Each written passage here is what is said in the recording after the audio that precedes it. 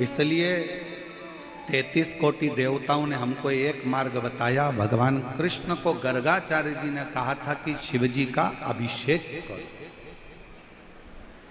राम जी को वन जाते समय गुरु जी ने वर्णन कर दिया था और पिताजी ने कह दिया था कि शंकर जी का अभिषेक करो, शिवलिंग का अभिषेक करो, शिवलिंग का अभिषेक करो।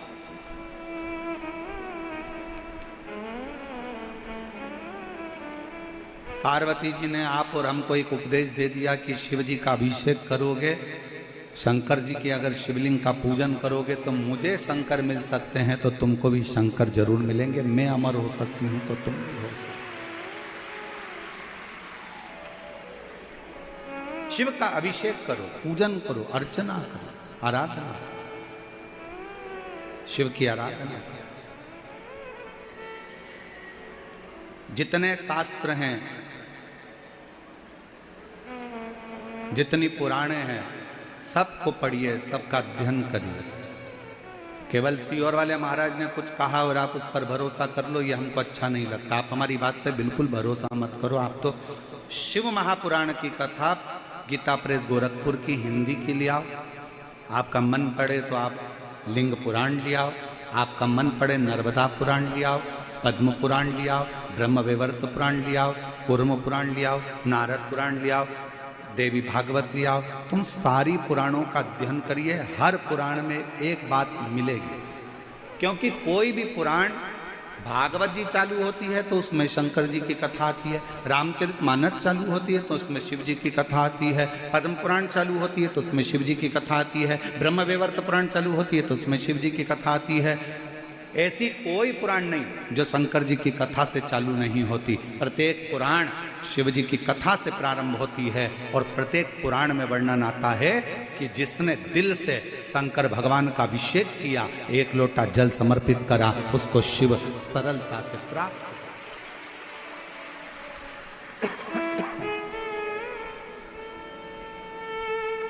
एक लोटे जल में वो बल है।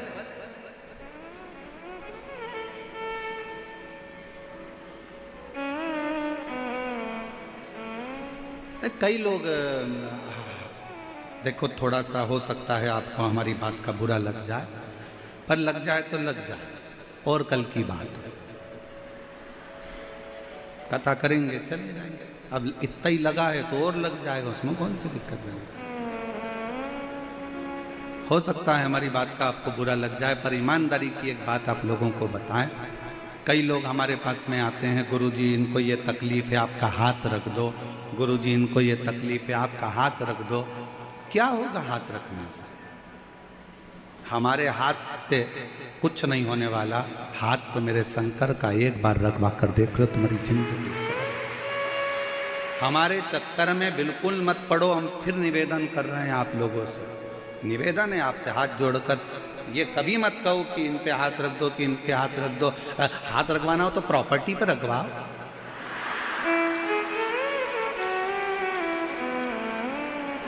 कि ये हाथ रख दो तुम्हारी तो बात। अब तुम कहाँ हमारे चक्कर में पड़े, इस पे हाथ रख दो, इसका दुख कट जाएगा, इसका दुख कट जाएगा। सीहोर वाले महाराज का दुख तो खुद महाकाल काटता है, तो तुम्हारा दुख भी वो काल अधिपति शिव ही का। हमारे भरोसे पर नहीं रहना। हम तो बाबा के भरोसे चलते हैं, हम तो बाबा के भरोसे चलते हैं। ये दुनिया वाले चलते हैं, ये दुनिया वाले चलते हैं। हम तो बाबा के भरोसे चलते हैं। डमरू वाले के भरोसे चलते हैं। ओ घड़दानी के भरोसे चलते हैं। सीहोर वाले के भरोसे चलते हैं। हम तो बाबा के भरोसे चलते हैं। हाथ हमारा नहीं, तुम लोटा भर के मंदिर जाओ, एक लोटा जल चढ़ाओ, उसमें से जल झेल कर लाओ, लोटे के अंदर रखकर वो जल आपका जो व्यक्ति बीमार है, तकलीफ में है, उसको लगाओ। डॉक्टर जो इलाज बताए वो कराओ, डॉक्टर जो दवाई दे उसको खाओ, डॉक्टर जांच की बोले जांच कराओ। बस अपना विश्वास शिव के प्रति रखो, शंकर का।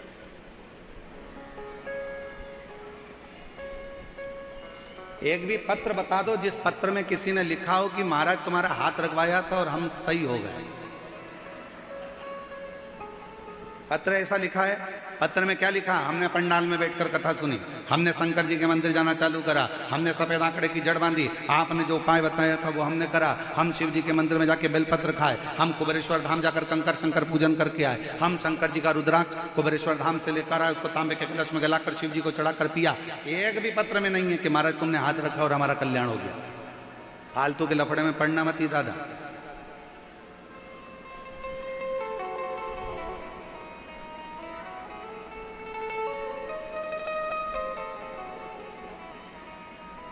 और तुम लोगों के चक्कर में ही हम हमारे कमरे से बाहर नहीं निकल पाते। क्यों? सही बात है ना, चक्कर ही यही है ना। करूं क्या? हमारा भी दिल करता है। अब हम आपको क्या बताएं, कुछ दिन पहले, कुछ समय के पहले की बात बता, लगभग 1.5 साल हो गया। अब हम ट्रेन में फर्स्ट एसी में सफ़र कर रहे हैं और एसी में सफ़र करते हमको जाना था टॉयलेट। अब मालूम पड़े वहीं पे लोग, हम उनको कह रहे हैं हमको अंदर जाना है, थोड़ा वॉशरूम वगैरह तो जाने दो, कम से कम चैन से तो जीन दो थोड़ा। एक एक एक एक एक एक करके कहा नहीं भाई। फिर निवेदन करूं मैं आपके हाथ जोड़कर, मेरे शंकर से नाता जोड़ लो जीजियों, मेरे जी जाओ। ये शरीर आज मनुष्य का है, कल है कि नहीं, पर मेरा शंकर अजर और अमर है, वो जीवन पर्यंत रहे। वो शिव अजर और अमर है, वो कहीं नहीं जाने वाला। आप शंकर की आराधना में डूबने का प्रयास करो, शिव की भक्ति को पाने का प्रयास करो। आडंबर में मत पड़ना। कोई महाराज कहे कि मेरे पास आओ, मैं हाथ रखूंगा और तुम्हारा काम हो जाएगा, और मैं तुमको ये पढ़ के दूंगा और तुम्हारा काम हो जाएगा, मैं तुम पर यूं कर दूंगा और तुम्हारा काम हो। फालतू की बातें हैं। अपनी मेहनत, अपनी लगन, अपना परिश्रम और अपना भाग्य पलटने की जवाबदारी तुम्हारी खुद की है। तुम अपना भाग्य पलट सकते हो अपनी मेहनत से, अपनी लगन से, अपने कर्म से। तुम अपने भाग्य पलटने का पूरा बल रखते हो। अगर विश्वास करना है तो शिव महापुराण पर करो कि मैं शंकर की कथा सुन रही हूं। और आज कथा का 6ठा दिवस है। आज कथा को शिवरात्रि कहते हैं। आज के दिन लोग कथा को श्रवण कर कर रात्रि को भगवान का जागरण कर कर खूब भजन कीर्तन करते हैं। और दूसरे दिन सुबह 8 बजे से 11 बजे तक कथा सुनकर बाबा से झोली पसार कर मांग कर शिव पुराण के सामने से अपनी विनती कर कर भूमि की रज को नमन कर कर जाते हैं। और 3 महीने में फिर कथा के पंडाल में पत्र लिखकर रोज शंकर का जल लगाकर मैंने बाबा के भरोसे बच्चे को छोड़ दिया। आज 6 महीने का बच्चा पूर्ण तरह से स्वस्थ है, जिसका मैं फोटो लगा, हम किसके आश्रित हैं? हम किसके आश्रित?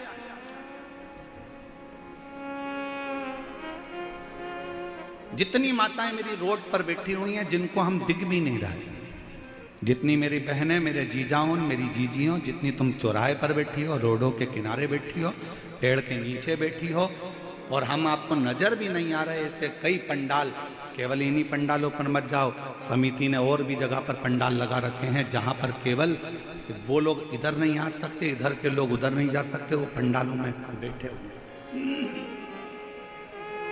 जितना बड़ा पंडाल ये लगा है, जितना बड़ा पंडाल ये लगा है, ऐसे ही पंडालों को पीछे और लगाए गए हैं जिसमें भक्त भरे पड़े।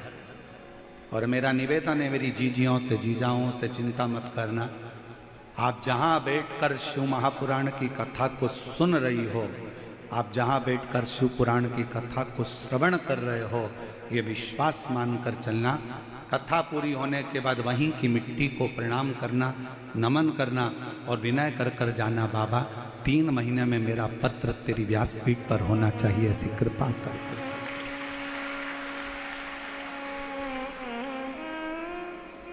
तेरे मंदिर में आना मेरा काम है और मेरी बिगड़ी बनाना तेरा काम। आप उसकी कथा में आए। यहां कथा किसकी चल रही है? देवाधिदेव महादेव की। यहां कथा बाज कौन रहा है? सियोर वाला नहीं। सियोर वाले के बस की नहीं है प्रदीप मिश्रा के कि वो कथा बाज दे। बाचने वाला भी शंकर है, सुनने वाला भी शंकर है और कथा कराने वाला भी शंकर है। सामर्थ्यता नहीं किसी की।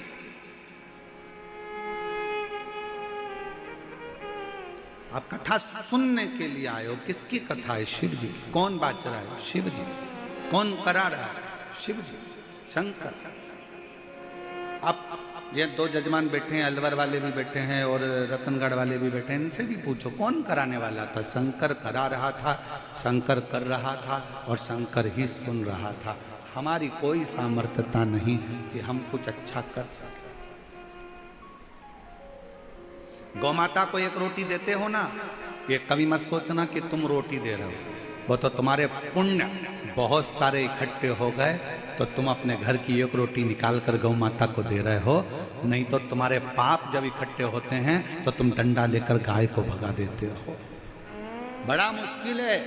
हमारे पुण्य एकत्रित हुए, आपके पुण्य एकत्रित हुए, संसार के लोगों के जब पुण्य एकत्रित होते हैं तब वो शिव महापुराण की कथा की ओर आगे बढ़ते हैं।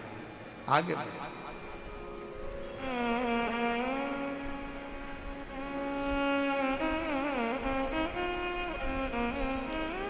और बैठे हैं रोडों पर लोग बैठे हुए हैं। बहुत रोज सोशल मीडिया पर चल रहा है, रोडों पर लोग बैठे हुए हैं। ढेर सारे यूट्यूबर अपनी अपनी मोबाइल का सदुपयोग कर रहे हैं। और मैं जयपुर के सारे यूट्यूबरों को, सारे सोशल मीडिया को और सारे पत्रकार बंधुओं को प्रणाम करता हूं। आपकी कलम ने कमाल मचा दिया, कमाल कर। धन्यवाद। दिखाया लोगों को कि ये भीड़ भरी पड़ी हुई है, पूरी रोडें और दुकानें भरी पड़ी हुई हैं, पेड़ों के नीचे लोग बड़े पड़े हुए हैं और भगवान की कथा में इतने डूबे हुए हैं कि इनको कोई चीज की जरूरत नहीं।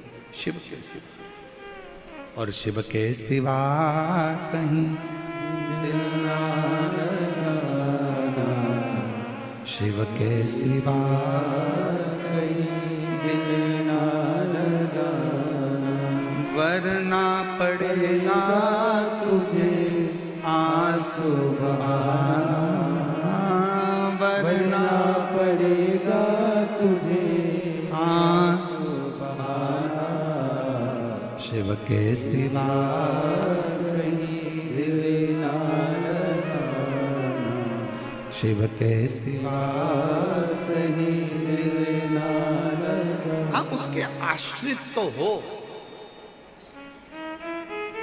भरोसा कथा पर रखना, भरोसा शिव पर रखना, भरोसा तुम्हारे एक लोटे जल पर रखना। विश्वास देवाधिदेव महादेव पर रखना, शंकर, शिव की भक्ति पर, शंकर के गुणगान पर।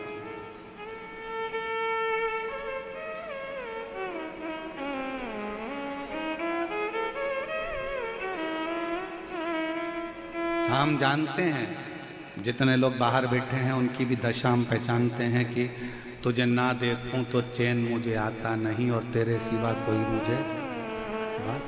हम उनकी दशा को जानते हैं कि उनके भी मन में ये उमंग था, उनके मन में ये उत्साह रहता है कि हम भी पंडाल में पहुँचे, हम भी दर्शन करें, हम भी नमन करें, हम भी प्रणाम करें। और मेरी जीजियों, समिति ने पूरी दिल और जान से, प्रशासन ने पूरे दिल और जान से इस कथा को संजोया है और ये कथा पूरे जयपुर राजस्थान का इतिहास रचकर जा रही है।